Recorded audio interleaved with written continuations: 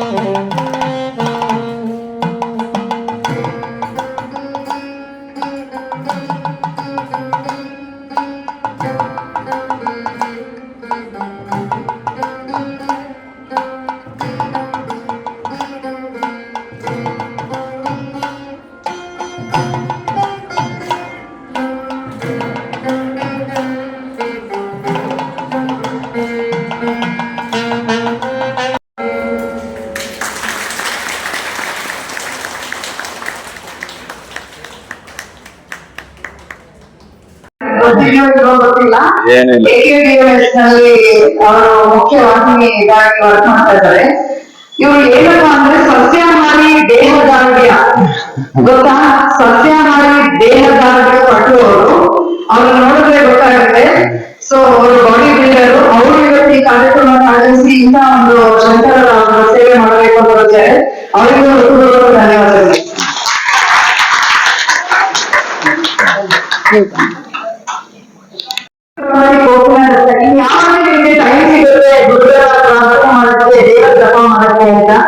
ಈಗಿನ ಯುವ ಪೀಳಿಗೆಗಳಂತೂ ಬೇರೆ ಕಡೆ ತಿರುಗು ಮಾಡಲ್ಲ, ಎಲ್ಲೊಬ್ಬೊಬ್ರು ಇದ್ದಾರೆ ಅಷ್ಟೇ.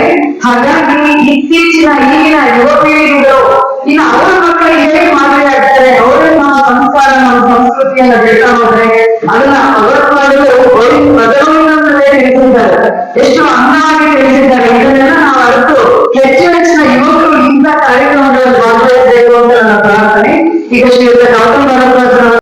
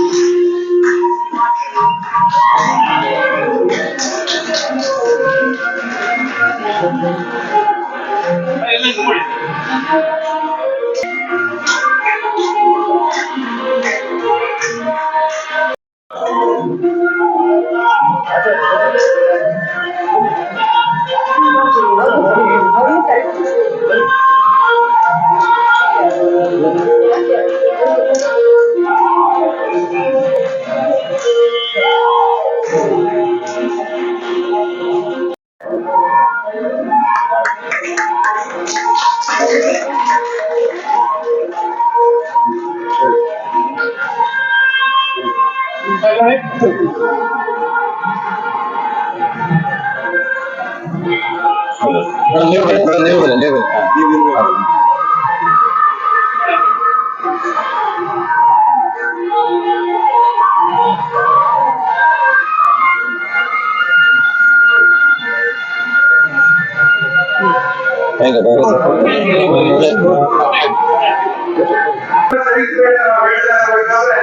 ಸುವರ್ಣ ಚರಿತ್ರೆಯಲ್ಲಿ ಜಗದ್ಗುರು ಭಾರತೀ ತೀರ್ಥ ಮಹಾಸ್ವಾಮಿಗಳವರ ತಪಶಕ್ತಿಯನ್ನು ಎಷ್ಟು ಕಷ್ಟ ಇರಬಹುದು.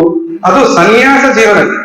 ಶೃಂಗೇರಿ ಪರಂಪರೆಯಲ್ಲಿ ಈ ಘಟನೆ ಕೆಲವರು ನನಗೆ ಪಂಡಿತರು ಹೇಳ್ತಾರೆ. ಶೃಂಗೇರಿಯಲ್ಲಿ ಒಬ್ಬ ಶಿಷ್ಯನನ್ನ ಆಯ್ಕೆ ಮಾಡಬೇಕು ಅಂತಂದ್ರೆ ಅವನ ಇಂದ್ರಿಯ ನಿಗ್ರಹ ಅನ್ನೋದು ಹೇಗಿದೆ ಅನ್ನೋದನ್ನ ಟೆಸ್ಟ್ ಮಾಡೋದು ಹೇಗೆ ಅಂತಂದ್ರೆ, ಆ ಹುಡುಗನ ನಾಲಿಗೆಯ ಮೇಲೆ ಸಕ್ಕರೆ ಹಾಗೂ ಉಪ್ಪನ್ನು ಹಾಕಿದ್ರು ಅದು ನೆನೆಯದೇ ಇದ್ರೆ ಅವನ ಇಂದ್ರಿಯವನ್ನು ಜಯಿಸಿದ್ದಾನೆ, ರುಚಿಯನ್ನು ಬಿಟ್ಟಿದ್ದಾನೆ ಅಂತ ಹೇಳಿ ಗುರುಗಳು ಆ ಮಟ್ಟಿಗಿನ ಟೆಸ್ಟ್ ಅನ್ನು ಮಾಡ್ತಾರಂತೆ ಒಬ್ಬ ಉತ್ತರಾಧಿಕಾರಿಯನ್ನು ಆಯ್ಕೆ ಮಾಡಬೇಕು ಅಂತ.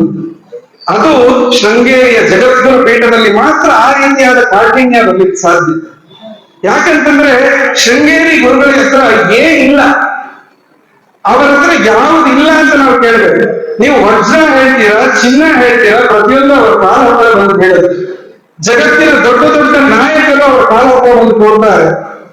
ಆಸ್ತಿ ಸಂಪತ್ತು ಇವೆಲ್ಲವೂ ಸಹ ಶೃಂಗೇರಿಗೆ ಶಾರದೆ ಲಕ್ಷ್ಮಿ ಅಲ್ಲಿಯೇ ನೆಲೆಸಿಬಿಟ್ಟಿದ್ದಾರೆ.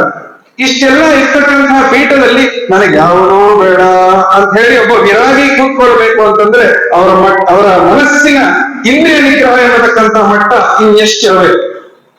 ಹಾಗಾಗಿಯೇ ಶೃಂಗೇರಿ ಜಗದ್ಗುರುಗಳನ್ನ ಪರಮೋಚ್ಚ ಗುರುಗಳು ಅಂತ ನಾವೆಲ್ಲರೂ ಸಹ ಇಂದಿಗೂ ಆದರಿಸ್ತೇವೆ, ಗೌರವಿಸ್ತೇವೆ.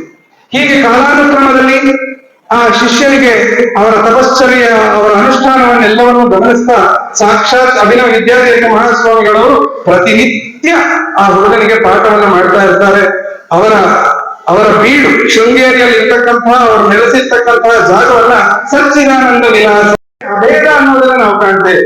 ಗುರು ಬೇರೆ ಅಲ್ಲ, ಶಿಷ್ಯ ಬೇರೆ ಅಲ್ಲ ಎಂಬುದನ್ನು ತೋರಿಸೋದಕ್ಕೆ ಆ ಪೀಠದಲ್ಲಿ ಮೊದಲು ಏನ್ ಮಾಡ್ತಾರೆ, ಗುರುಗಳು ಶಿಷ್ಯನನ್ನ ಕುಳ್ಳಿರಿಸಿ ಶಿಷ್ಯನ ಕೆಳಗೆ ಗುರುಗಳು ಕೂತ್ಕೊಂಡು ಆ ಶಿಷ್ಯನಿಗೆ ಪೂಜೆಯನ್ನ ಮಾಡ್ತಾರೆ.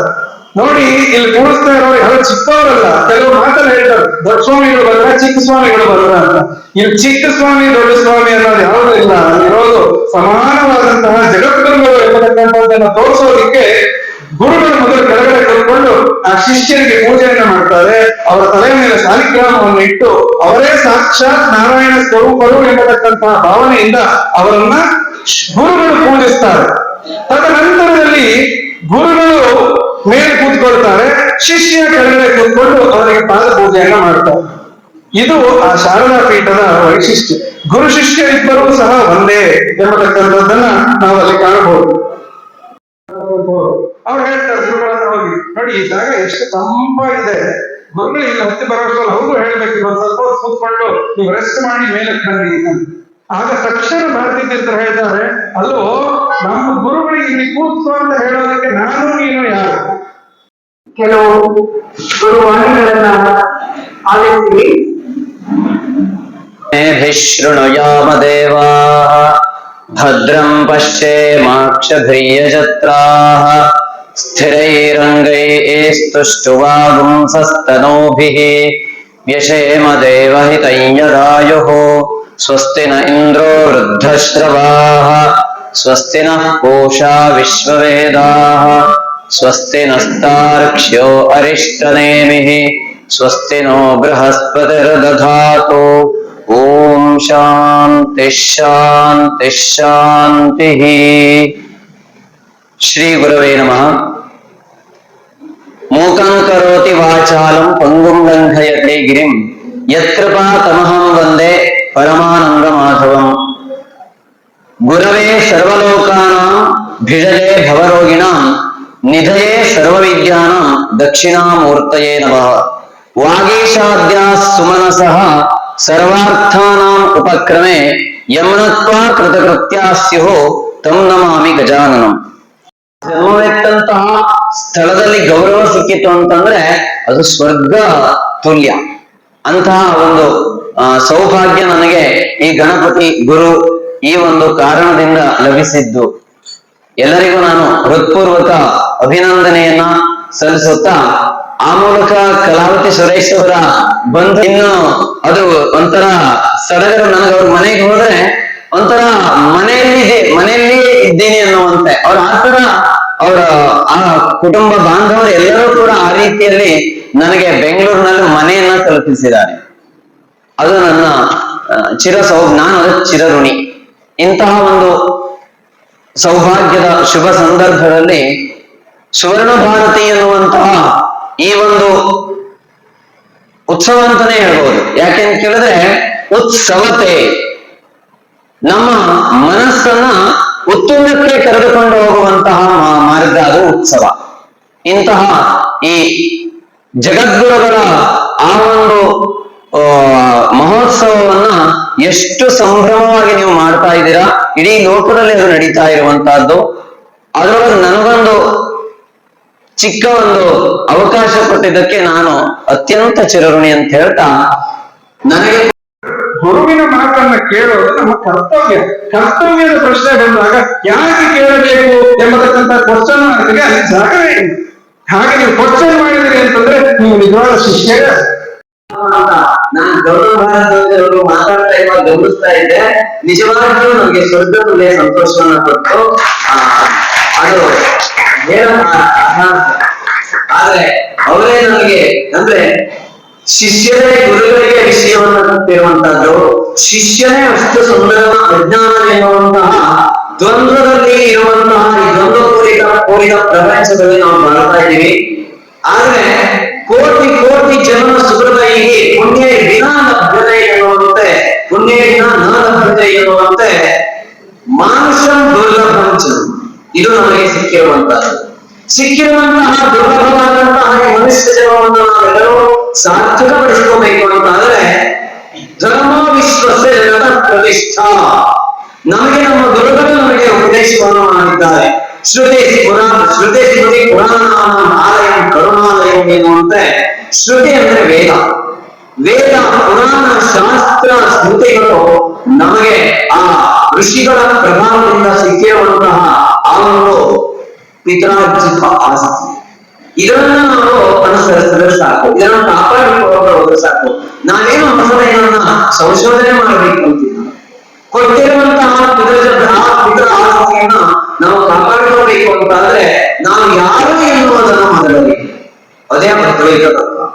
ಇವತ್ತಿನ ಈ ಉಪನ್ಯಾಸಕ್ಕೆ ವಿಷಯವನ್ನು ಏನಿದೆ ಅಂತಂದ್ರೆ ಅದ್ವೈತ ತತ್ವ, ಭಕ್ತಿ ಮತ್ತು ಮುದ್ಗರ, ಮೋಹ ಮುದ್ಗರ ಎನ್ನುವಂತ ಭಗವಂತ ಸ್ತೋತ್ರ. ಇಲ್ಲಿ ವೇದಗಳಿಗೆ ಬರುವಂತೆ ತೈತ್ರೇಯ ಉಪನಿಷತ್ತಿನಲ್ಲಿ ತಸ್ಮಾದಾಕಾಶ ಸಂಭೂತಃ ಆಕಾಶಾದ್ವಾಯೋ ವಾಯೋರಗ್ನೇ ಅಗ್ನೇರಾಪಃ ಅಗ್ನಿಪೃಥಿವೀ ಪೃಥಿವ್ಯಾ ಓಷಧಯಃ ಓಷಧೀಭ್ಯೋನ್ನಃ ಅನ್ನಾತ್ ಪುರುಷಃ. ಹೀಗೆ ಯಾಕೆ ಹೇಳಿದೆ ಅಂತಂದ್ರೆ ಈ ನಮ್ಮ ಶರೀರ ಎನ್ನುವಂತಹದ್ದು ಎಲ್ಲಿಂದ ಬಂದಿದೆ? ತಸ್ಮಾತ್ ಬ್ರಹ್ಮ ಅಂದ್ರೆ ಇಡೀ ಪ್ರಪಂಚದಲ್ಲಿ ಭರಣೆ ಅಂದ್ರೆ ಇಡೀ ಪ್ರಪಂಚವನ್ನು ಆವರಿಸಿರುವಂತ ಆ ಒಂದು ಮಹಾಶಕ್ತಿ ಯಾವ ತತ್ವ ಇರುತ್ತೋ ಅದಕ್ಕೆ ಬ್ರಹ್ಮ ಅಂತ ಕರಿತೀವಿ ನಾವು. ನನ್ನಲ್ಲಿ ಒಂದು ಆತ್ಮ, ನಿಮ್ಮಲ್ಲಿ ಒಂದು ಆತ್ಮ, ಎಲ್ಲರಲ್ಲಿ ಒಂದು ಅದೇ ಅನಂತವಾದದ್ದು. ಹಾಗಾಗಿ ಆ ಶಬ್ದಗಳನ್ನ ನಿಯಮನ ಮಾಡುವುದಕ್ಕೆ ಅಂದ್ರೆ ಶಬ್ದಗಳ ಅರ್ಥ ಏನು ಅಂತ ತಿಳ್ಕೊಳ್ಳುವುದಕ್ಕೆ ನಮಗೆ ಶಬ್ದಕೋಶವನ್ನು ಕೊಟ್ಟಿದ್ದಾರೆ. ವೇದವೂ ಹೌದು, ಲೌಕಿಕ ಶಬ್ದಗಳ ಕೋಶವೂ ಹೌದು. ಅದು ಗೊತ್ತಿಲ್ಲ. ಅವರು ಮುಖ್ಯ ವಾಹಿನಿಗಾಗಿ ವರ್ಕ್ ಮಾಡ್ತಾ ಇದ್ದಾರೆ. ಇವ್ರು ಏನಪ್ಪಾ ಅಂದ್ರೆ ಸಸ್ಯಾಹಾರಿ ದೇಹದಾರ್ಢ್ಯ ಗೊತ್ತಾ? ಸಸ್ಯಾಹಾರಿ ದೇಹದಾರ್ಢ್ಯ ಪಟ್ಟುವವರು ಅವ್ರನ್ನ ನೋಡಿದ್ರೆ ಗೊತ್ತಾಗುತ್ತೆ. ಸೊ ಅವರು ಬಾಡಿ ಬಿಲ್ಡರು, ಅವರು ಇವತ್ತು ಈ ಕಾರ್ಯಕ್ರಮವನ್ನು ಆಯೋಜಿಸಿ ಇಂಥ ಒಂದು ಶಂಕರರ ಸೇವೆ ಮಾಡಬೇಕು ಅಂತ ಬರ್ತಾರೆ. ಅವರಿಗೂ ಧನ್ಯವಾದಗಳು.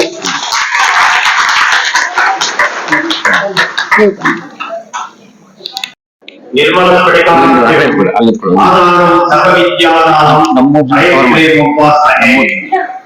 ನಿರಂಜನಾಯ ವಿದ್ಮಹೇ ನಿರಾಕಾಶಾಯ ಧೀಮಹಿ ತನ್ನೋ ಶ್ರೀನಿವಾಸ ಪ್ರಚೋದಯ. ಇವತ್ತಿನ ದಿವಸ ಬಹಳ ವಿಶೇಷವಾದ ಕಾರ್ಯಕ್ರಮ. ಏನಪ್ಪಾ ಅಂದ್ರೆ ಶಂಕರಾಚಾರ್ಯರು. ಶಂಕರರಿಲ್ಲ ಅಂದ್ರೆ ನಾವು ಬ್ರಾಹ್ಮಣಿಕೆನೇ ಉಳಿತಿರ್ಲಿಲ್ಲ ಇವತ್ತು. ಶಂಕರರೇ ನಮ್ಗೆ ಪ್ರಾಧಾನ್ಯ. ನಮ್ಗೆ ಜಗದ್ಗುರುಗಳಂದ್ರೆ ಶಂಕರಾಚಾರ್ಯರು, ಶಂಕರ ನಂತರ ರಾಮಾನುಜರು, ರಾಮಾನುಜರು ಮಧ್ವರು. ಹೀಗೆ ಶಂಕರ ರಾಮಾನುಜ ಮಧ್ವಾಚಾರ್ಯರ ಒಂದು ಪರಂಪರೆ. ಅವರ ಒಂದು ಕಾಲಘಟ್ಟದಲ್ಲಿ ಏನೇನಿತ್ತು ಅದೇ ರೀತಿ ಉಳಿಸ್ಕೊಂಡು ಬಂದಿದ್ದೀವಿ. ಆದ್ರೆ ನಮ್ಮಲ್ಲಿ ಯಾವುದೇ ತರ ಭೇದ ಭಾವ ಇರಬಾರ್ದು. ಯಾಕೆಂದ್ರೆ ನಾನು ಅವ್ರ ರಂಗಪ್ರಿಯ ಸ್ವಾಮಿಗಳು ಅಂತ ಕೇಳಿರ್ಬೇಕು ನೀವು. ಹನುಮಂತ ನಗರದಲ್ಲಿದ್ರು, ಅವರು ಟ್ರಸ್ಟ್ ಮಾಡಿದ್ರು, ಬಹಳ ಚೆನ್ನಾಗಿ ನಡೆಸ್ತಾ ಇದ್ರು. ಆ ಒಂದು ಕೃಪೆಯಿಂದ ನಮ್ಗೆ ಎಲ್ಲ ಒಂದು ಶಂಕರ ರಾಮಾನುಜ ಮಧ್ವರ ಮಧ್ಯದಲ್ಲಿ ಬೆಳೆದಂತಹ ಸಣ್ಣ ಹುಡುಗ ನಾನು. ಮತ್ತೊಂದು ವಿಶೇಷ ಏನಂದ್ರೆ 50ನೇ ವರ್ಷದ ಒಂದು ಸ್ವಾಮಿಗಳ ಒಂದು ಪಟ್ಟಾಭಿಷೇಕದ್ದು ಅಂತ ಕೇಳಿ ಬಹಳ ಸಂತೋಷ ಆಯಿತು. ಇಲ್ಲಿ ಬರೋ ಕಾರಣ ನಮ್ಮ ಪ್ರಕಾಶ್ ಅವರು. ಮತ್ತೆ ಏನಪ್ಪಾ ಅಂದ್ರೆ ಇಲ್ಲಿ ಈ ಒಂದು ಸನ್ನಿವೇಶ ಸಿಗ್ಬೇಕು ಅಂದ್ರೆ ಮೈ ರೋಮಾಂಚನ ಆಗತ್ತೆ. ಯಾಕಪ್ಪ ಹೇಳ್ಬೇಕು ಅಂದ್ರೆ ನಾ ಈಗ ಒಂದು ಲಾಸ್ಟ್ ಇಯರ್ ಶಂಕರಾಚಾರ್ಯ ಇರೋದು ಆದಿಶಂಕರ ಅಂತ ಒಂದು ಫಿಲಂ ರೆಡಿ ಆಗಿದೆ. ಅದಕ್ಕೆ ಚಾಲನೆ ನೀಡಿದವರು ನಮ್ಮ ವಿಧಿಶೇಖರ ಭಾರತಿಯವರು. ಶಂಕರ ಮಠದಲ್ಲೇ ನಡೀತು. ಅದು ಕನ್ನಡ, ತೆಲುಗು, ಸಂಸ್ಕೃತದಲ್ಲಿ ಬರುತ್ತೆ. ವೇಮನೂರು ಕ್ರಿಯೇಷನ್ಸ್ ಅಂತ ಗೌರಿ ಶಂಕರ್ ಅವರೇ ಇದನ್ನ ಉದ್ಘಾಟನೆ ಮಾಡಿದ್ರು ಸ್ವಾಮಿಗಳ ಅನುಗ್ರಹದಿಂದ. ಅವ್ರು ಕೇಳಿದ್ರು, ನೀವು ವಿಶಿಷ್ಟ ಬೈದರು ಇಲ್ಯಾಕೆ ಬಂದಿದ್ದೀರಾ ಅಂತ. ಅದಕ್ಕೆ ಶಂಕರ ನಾವಿಲ್ಲಿ ಸ್ವಾಮಿ, ನೀವಿರೋದ ನಾವು ಬಂದಿದ್ದೀವಿ ಎಂದು ಬಹಳ ಸಂತೋಷ ಪಟ್ರು. ಮೊದಲನೇ ದಿವಸ ದ್ವಾದಶ ನಾಮದಲ್ಲಿ ಹೋಗಿದ್ದೆ. 2ನೇ ದಿವಸ ಶಂಕರ ವಿಭೂತಿ ಧರಿಸಿ ಸನ್ಯಾಸಿಗಳಲ್ಲಿ 4-5 ಜನ ಒಬ್ಬ ಸನ್ಯಾಸಿ ಪಾತ್ರ ನಾನು ಕೊಟ್ಟಿದ್ರು. ಅದು ನೋಡಿ ಅವರು ಬಹಳ ಸಂತೋಷ ಪಟ್ರು. ಈ ಸನ್ಯಾಸಿ ಪಟ್ಟಕ್ಕೆ ಬಂದ್ಬಿಟ್ಟಿದ್ರು. ಅಯ್ಯೋ ಸ್ವಾಮಿ, ಆ ಅನುಗ್ರಹ ಇದೆ, ನಿಮ್ಗೆ ಒಂದು ಧೂಳಿನ ಒಂದು ಕಾಲು ಧೂಳಿನ ಸಿಕ್ಕಿದ್ರೆ ಸಾಕು ನಮ್ಗೆ ಪ್ರಸಾದ ಅನ್ಕೊಂಡ್ವಿ. ಹಾಗೆ ನಡೀತಾ ಇದೆ. ಮತ್ತೆ ಏನಪ್ಪಾ ಅಂದ್ರೆ ನಾ ಹೆಚ್ಚಿಗೆ ಮಾತಾಡಕ್ಕೆ ಇಷ್ಟಪಡಲ್ಲ. ಈ ಒಂದು ಯಾವುದೇ ಒಂದು ಕಾರ್ಯಕ್ರಮ ನಡಿಬೇಕು ಅಂದ್ರೆ ಶಂಕರರಿಗೆ ಅವ್ರ ತಾಯಿ ಇದ್ರು, ಅವ್ರ ಆಶೀರ್ವಾದ ಶಂಕರ ಮಾಡಿದ್ರು. ಈ ಒಂದು ಸಂಸ್ಥೆ ಬೆಳೆಯಕ್ಕೆ ಇಲ್ಲಿ ಮಹೇಶ್ವರಿ ಮಹಿಳಾ ಮಂಡಳಿ ಅದರ ಅಧ್ಯಕ್ಷರಾದ ಪದ್ಮಪ್ರಕಾಶ್ ಹೆಸರು ಎಷ್ಟು ಸೊಗಸಾಗಿದೆ ನೋಡ್ರಿ. ಪದ್ಮಗಳು ಪ್ರಕಾಶಮಾನವಾಗಿದ್ದಾರೆ. ಅವ್ರು ಈಗ ನಡ್ತಾ ಇದ್ದಾರೆ ಅಂದ್ರೆ ನಿಜವಾಗ್ಲೂ ಒಂದಕ್ಕೊಂದು ಸ್ವಾಗತ ಬಹಳ ಚೆನ್ನಾಗಿದೆ. ಮತ್ತೆ ಇನ್ನು ಮಹಿಳಾ ಮಂಡಳಿಗಳು ಎಲ್ಲಿ ಹೋದ್ರು ಮಹಿಳೆಯರು, ಈಗ ನಾವು ವಿಷ್ಣು ಸಹಸ್ರನಾಮ ಮಾಡ್ತೀವಿ, ಅಲ್ಲೂ ಅಷ್ಟೇ ಮಲ್ಲೇಶ್ವರ ಗ್ರೌಂಡ್ ಅಲ್ಲಿ ನಡೆಯುತ್ತೆ, ಮಹಿಳೆಯರೇ ಜಾಸ್ತಿ. ಮಹಿಳೆಯರಿದ್ದರೆ ನಮ್ಗೆ ಒಂದು ಗುರುತನ ಸಿಗೋದು. ಯಾಕೆಂದ್ರೆ ಲಾಲನೆ ಪೋಷಣೆ ಮಹಿಳೆಯರೇ ಮಾಡಬೇಕು. ನಮ್ಮಲ್ಲಿ ಏನು ಅಂದ್ರೆ ನಾವುಗಳು ವಿದ್ಯಾಭ್ಯಾಸ ಮಾಡಿ ಒಂದು ಪರಿಜ್ಞಾನ ಮಾಡಿ ಒಂದು ಕಾಲಕೋಶ ಓದಿ ಇರಬೇಕು. ಮತ್ತೇನು ಅಂದ್ರೆ ನಮ್ಮಲ್ಲಿ ತಿರುಮಲಸ್ಥರಲ್ಲಿ ಬಹಳ ವಿಶೇಷ ಅಂದ್ರೆ ಗಾಯತ್ರಿ ಜಪ. ಯಾರೇ ಆಗ್ಲಿ ನಮ್ಮಲ್ಲಿ ಮೊದಲು ಸಣ್ಣ ವಯಸ್ಸಲ್ಲಾದ್ರೂ ಕೂಡ ದಯಮಾಡಿ ಗಾಯತ್ರಿ ಜಪ 10 ಮಾಡಿ. ಎಷ್ಟೇ ನೀವು ಕಾರ್ಯಕ್ರಮ ಇರ್ಬೋದು, ಏನೇ ಇರ್ಬೋದು, ಸಾಫ್ಟ್ವೇರ್ ಇಂಜಿನಿಯರ್ ಏನೇ ಇರಲಿ, ನಮ್ಗೆ ಇದೆಲ್ಲ ಬರಬೇಕು ಅಂದ್ರೆ ಈ ಒಂದು ಶಂಕರ ತತ್ವದಿಂದಲೇ ಬಂದಿರೋದು. ಹಾಗಾಗಿ ಗಾಯತ್ರಿ ಮಾತೆ ಬಹಳ ಮುಖ್ಯ ನಮ್ಗೆ. ದಯಮಾಡಿ ಎಲ್ಲ ವಿಪ್ರ ಬಾಂಧವರಲ್ಲಿ ನಾನು ಕೈ ಮುಗಿದು ಕೇಳ್ಕೊಂತೀನಿ, 10 ಗಾಯತ್ರಿ ಜಪ ಮಾಡಿ. ನಿಮ್ಗೆ 100 ಕೋಟಿ ಸಿಗುತ್ತೆ. 10 ಜಪ ಮಾಡಿದ್ರೆ ಆ ಒಂದು ಮನಸ್ಸಿಗೆ ಶಾಂತಿ. ನೀವೇನಿಲ್ಲ, ನೀವು ಯಾವುದೇ ದೇವರ ನಿಮ್ಗೆ ಇಷ್ಟ ಇಲ್ಲ ಅಂದ್ರೆ ಶಂಕರಾಚಾರ್ಯರು ಆಚಾರ್ಯ ಹತ್ರ ಮುಂದೆ ಕೂತ್ಕೊಳ್ಳಿ, ಕೈ ಮುಗಿದು ಕೂತ್ಕೊಳ್ಳಿ, ಶಂಕರ ಶಂಕರ ಅನ್ನಿ ಸಾಕು. ನಿಮ್ಗೆ ಶಂಕರ ಶುಭ ಕೋರೋನು, ಶುಭ ಬಂದ್ಬಿಡುತ್ತೆ. ಹಾಗೆ ನಿಮ್ಗೆ ಶಕ್ತಿ ಬರುತ್ತೆ. ಇದನ್ನ ನಾವು ಏನೇ ವಿದ್ಯಾಭ್ಯಾಸ ಮುಖ್ಯ ಅಲ್ಲ, ಡಾಕ್ಟರ್ ಆಗ್ಲಿ ಇಂಜಿನಿಯರ್ ಆಗ್ಲಿ. ಡಾಕ್ಟರ್ ಸಹ ಹೇಳ್ತಾರೆ ಆಪರೇಷನ್ ಎಲ್ಲ ಆಗುತ್ತೆ, ಅವ್ರು ಹೇಳ್ತಾರೆ ಎಲ್ಲ ಮಾಡಿದೀವಿ ದೈವ ಚಿತ್ತೆ ಅಂತ. ಯಾಕೆಂದ್ರೆ ಅವ್ರದ್ದು ದೈವ ಮೇಲೆ ನಂಬಿಕೆ ಇದೆ. ನಾವು ಈಗ ಡಾಕ್ಟರ್ ಅಂದ್ಬಿಟ್ಟು ನಾವು ದೊಡ್ಡದಾಗಿ ಬೆಳಿತೀವಿ, ಅದು ಇಂಜಿನಿಯರ್ ಆಗ್ತೀವಿ. ಆದ್ರೆ ನಾವು ಯಾವ ಒಂದು ಸನ್ಮ ಹೋಗ್ತೀವಿ, ಶಂಕರಾಚಾರ್ಯರು ರಾಮಾನುಜ ಮಧ್ವರು ಈ ಅವ್ರನ್ನ ಸ್ಮರಿಸ್ಕೊಂಡು ನಾವು ಏನೇ ಕೆಲಸ ಮಾಡಿದ್ರು ಇವೆಲ್ಲ ಪ್ರಾರ್ಥಿಸ್ಕೊಂಡು ಎಲ್ಲ ಶುಭವಾಗುತ್ತೆ.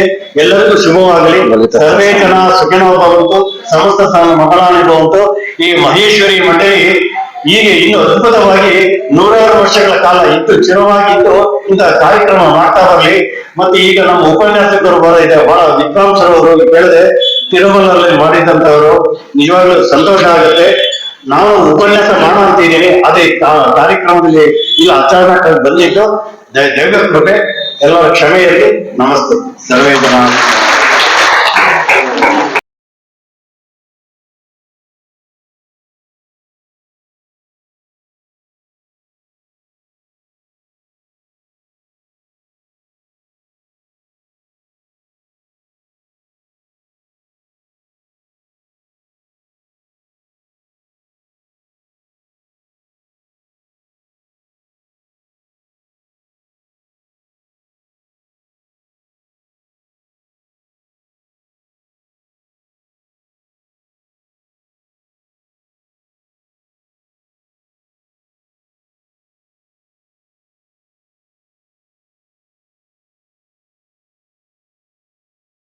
Thank